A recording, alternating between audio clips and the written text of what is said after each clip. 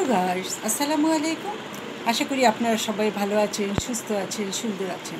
আমি আবার আপনাদের মাঝে উপস্থিত হয়েছি বাবা মায়ের গুরুত্ব বলার জন্য। জানেন, পৃথিবীতে মানুষের বাবা মার যে গুরুত্ব কত বেশি, যার নাই সে বোঝে, যার আছে সে বোঝে না।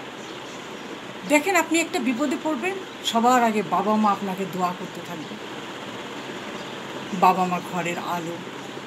বাবা মা সন্তানের জন্য বহুত কিছু করে।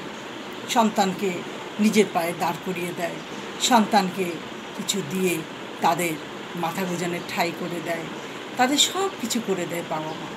আর সেই বাবা মাকে যখন আমরা ধরে বৃদ্ধাশ্রমে পাঠিয়ে দিয়ে আসি, তখন সেই বাবা মা কি নিরাপদে থাকে? তাদের বুক ফেটে যায়, মুখ ফেটে যায়, কিছুই বলতে পারে না। তাদের হৃদয়টা ভেঙে চৌচির হয়ে যায়। সন্তান নাতি নাতনিদের নিয়ে যাদের থাকার কথা, তারা বৃদ্ধাশ্রমে বসে আছে।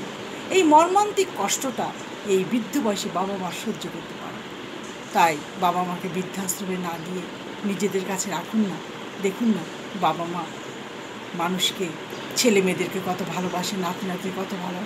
গরিব মানুষ বৃদ্ধাশ্রম চিন্তাই করতে পারে না। তারা তাদের দুমুঠো ভাত বাবা মাকে নিয়েই ভাগ করে খায়। কিন্তু আমরা বাবা মা বৃদ্ধাশ্রমে পাঠাতে পারলেই বেঁচে যাই। আমার কথাগুলো যদি ভালো লাগে, সাবস্ক্রাইব করে বেল বাটনটা টিপে দিন, বেশি বেশি শেয়ার করুন। সবাই ভালো থাকেন, সুস্থ থাকেন। আল্লাহ হাফেজ।